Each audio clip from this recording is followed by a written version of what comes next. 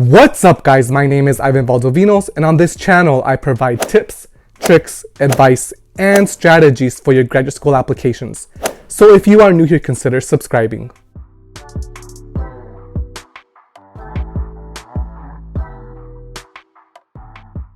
In today's video, I am going to share with you 6 ways that you can start preparing for graduate school as an undergraduate student.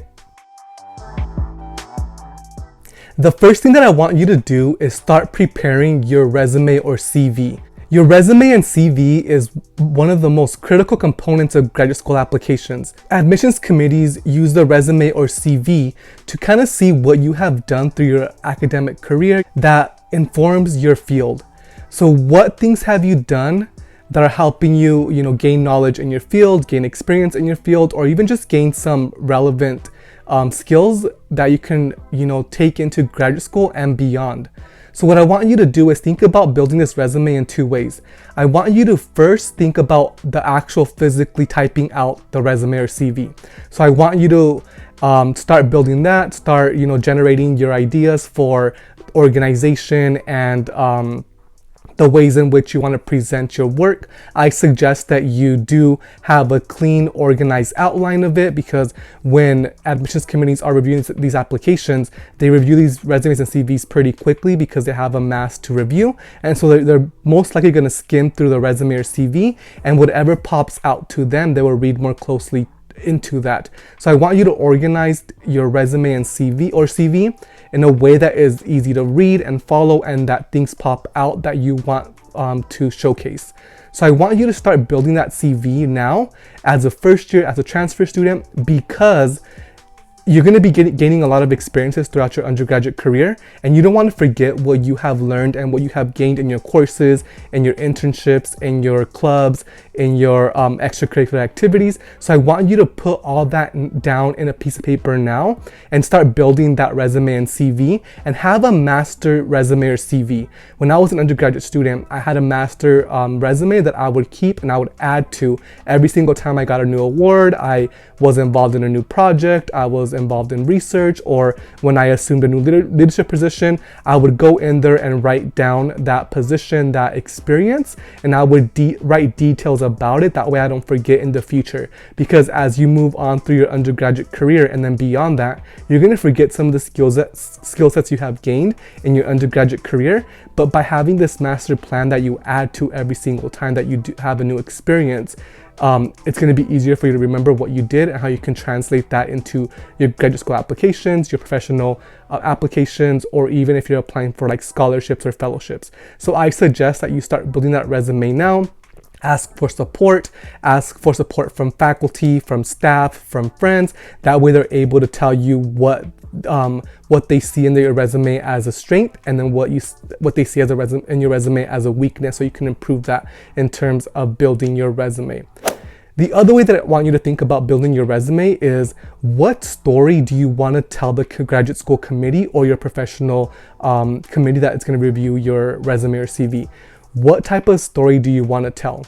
For graduate school in particular, I suggest that you tell a story that is related to your field.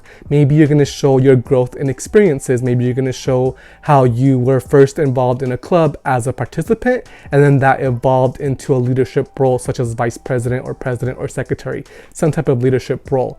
So I want you to tell the committee a story. So when you're thinking about crafting your resume or CV for graduate school, think about what you want to project to the admissions committee, and how are you going to do that by your experiences. So I suggest that you write down all of the relevant experiences in your field of study. That way you're able to showcase to the committee all of the things that you have done within the field and how you hope to improve the field and create new knowledge for the field. So I want you to think about some of the experiences you want to gain. If let's say you're a first year student right now, what type of clubs do you want to join? What type of internships do you want to assume? What type of research do you want to conduct? And think about that very strategically in terms of how these experiences are going to get you to that graduate school program that is your dream school. So I want you to start building that resume in that sense as well. Jot down a list of extracurriculars that you want to get involved with, and start researching those experiences and how you can get involved. Do that now as a first year or a transfer student, because it's going to benefit you in the long run. Although I'm asking that you think about this very strategically and assume roles that are within your field, I also want to challenge you to think outside of that field. So I want you to join clubs that maybe don't pertain to your field, but that help with your personal growth, your mental health. So I want you to assume roles such as, maybe you play intramural sports. Maybe you want to join a club that's not within your field that you want to learn more about. So maybe you want to do, like, let's say, you want to join the criminal justice club, but you're a healthcare major. Explore these other options because they can definitely help you grow and learn about different fields. Maybe by joining this club, you want to do a minor in this field. So I want you to also extend yourself outside of your field and gain those experiences that maybe you will not gain after you graduate from your institution. The next thing that I want you to do is think about some of the clubs that you want to join. So join clubs that are both professional and personal. So what does this mean? So professional clubs are, like, let's say, the National Honor Societies. So for example, when I was an undergraduate student, I was involved in Kappa Delta Pi, which is the International Honor Society in Education. So within that honor society, I was able to become the treasurer for the club, and I was able to have a voice and bring in experts in our field of education. So I was able to bring, like, teachers of color, for example, to talk to us prospective teachers about the field, how we can get involved, how we can design curriculum. I was also able to bring in a principal. Maybe some of us wanted to learn how to become a principal and what's the pathway towards that career. So within this leadership role that I assumed in this professional club, I was able to bring some of these potential employers to our club and speak to us as prospective applicants to these professional jobs, and they were able to answer our questions and kind of give us an idea of how to get to that point in our careers. So I want you to think about professional clubs that you want to join that are going to help you learn about your field and are going to help you connect with these employers. I also want you to join clubs that are personal. If you want to join, let's say, a dance club, that's great for your mental health. It might not help you out in graduate school, but it can show the committee that you are involved in things outside of academia, which is always a plus. Yes, they want you to be well versed in the academic space, but they also want to know that their applicants are going to go beyond their field and make an impact in other ways. So I want you to also extend yourself outside of your major clubs and do other fun activities, join other fun clubs that are outside of your major. And these are not only great for mental health, but it can also get you involved with the community. A lot of these clubs, they have a component of community service, which is a good way to do that. So I want you to think about these clubs outside, these personal clubs that you can join that are going to fulfill your soul versus your academic growth. Another great thing about joining clubs is that it can help you explore different majors or careers. Let's say you are unsure of what major you want to pursue at this point because you're a first-year student. Joining a club is going to help expose you to what these different majors, different careers entail. So I suggest that you or maybe attend one meeting for different clubs, and then if you like that major or that club, then you stick with it for the rest of a year or two or your rest of your undergraduate career. But I want you to use this opportunity to explore different majors if you're unsure of what you want to do in your future. So join these clubs, go to a meeting, and see what you can maybe learn from this field. I also want to remind you that you should be assuming leadership roles within these clubs. As prospective graduate school applicants, committees want to know that you're going to be a leader in their field, in your field. And so by assuming these roles now as an undergraduate student, you're going to show the committee that you want to be a leader and that you want to make change and create change through research, through practical experience, whatever it is. But I want you to get those experiences now so you can show the committee in your resume, in your statement of purpose, examples of ways in which you have been a leader. And then finally, for this topic here, I want you to assume roles that you are passionate about. So join clubs that have made an impact on you, or where you want to make a greater impact for the community, for yourself, for the institution, I want you to join these clubs that you are passionate about. And the reason why is because when you write your statement of purpose, you're going to be writing about these experiences. When you craft your resume or CV, you're going to be writing about these experiences. And if you are passionate about these experiences, it's going to come off in these resumes and these statement of purposes, and maybe even in the interview.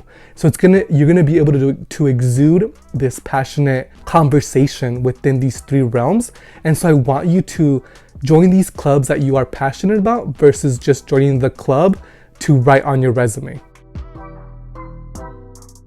Another way that you can start preparing for graduate school as an undergraduate student is by seeking community service. So I want you to find a cause that you care about and ways in which you can give back to that community or that cause.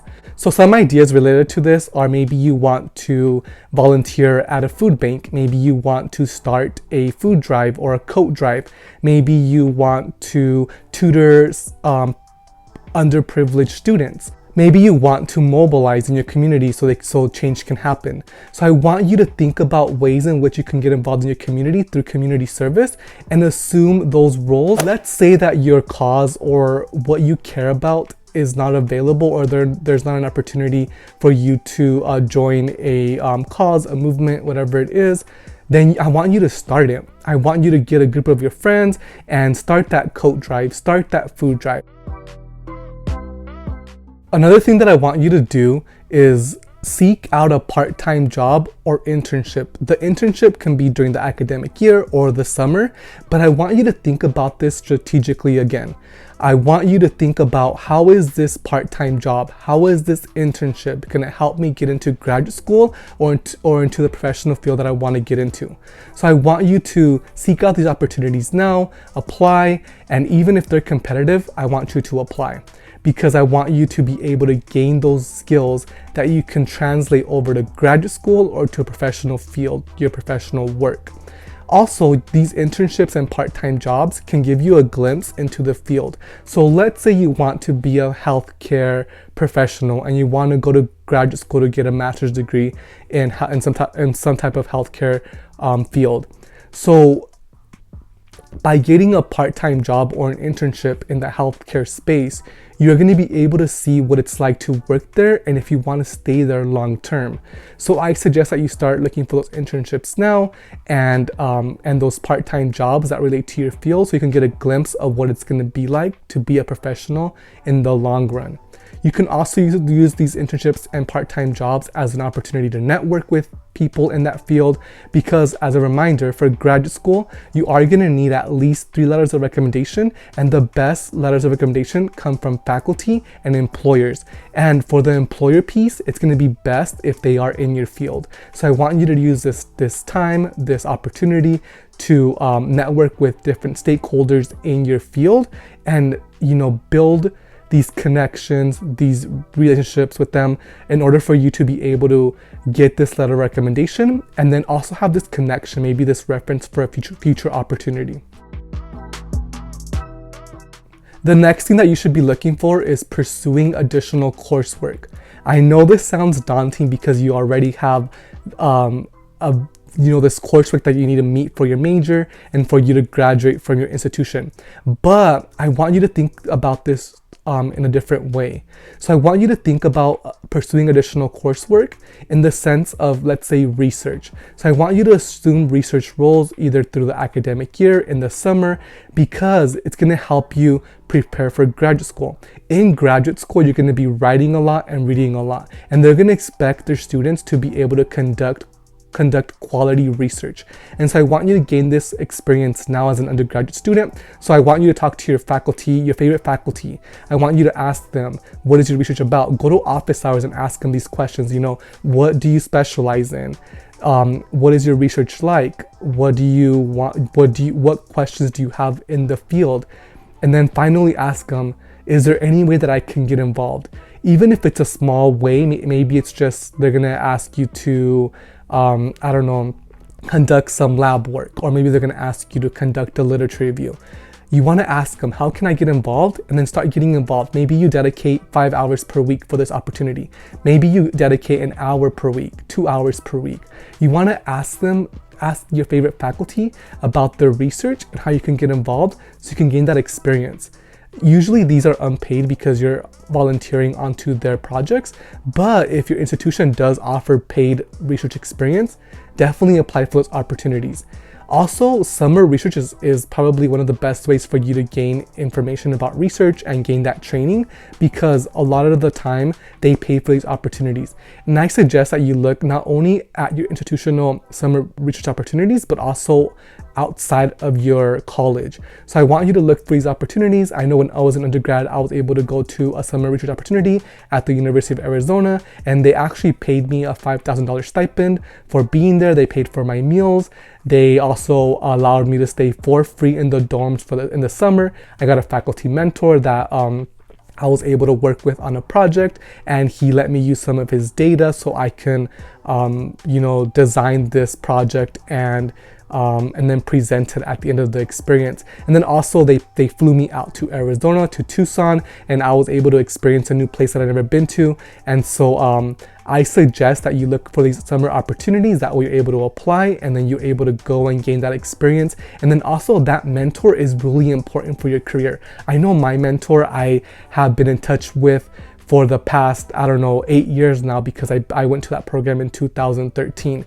And so he has been my mentor for all this time now. He has written me different letters of recommendations, not only for graduate school, but also for fellowships, for scholarships. He has been a supportive person when I need help with navigating the higher ed space. So I suggest that you do assume some of these roles, apply for these roles and these opportunities. That way you're able to not only make these connections, but also gain some research and explore a new environment, a new institution, a new city. So I want you to look for these opportunities for this next summer. Something else to consider when pursuing additional coursework is maybe taking a graduate course as an undergraduate student. I did that when I was an undergrad.